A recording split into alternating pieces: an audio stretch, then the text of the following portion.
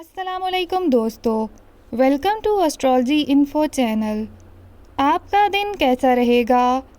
18 मई 2023।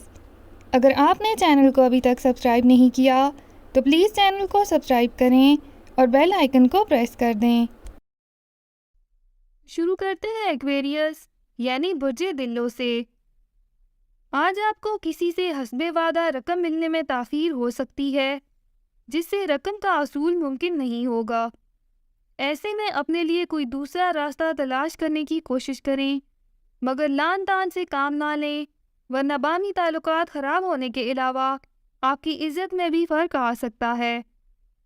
अपने आप को दोस्त अहबाब और अहले खाना के साथ पुरसकून रखें और अपने मामूलात में जल्दबाजी या उजलत के अंसर को दाखिल ना होने दें, वरना सारे मामलात चौपट हो जाएंगे, जिसके बाद हालात को संभालना काफ़ी दुश्वार हो जाएगा।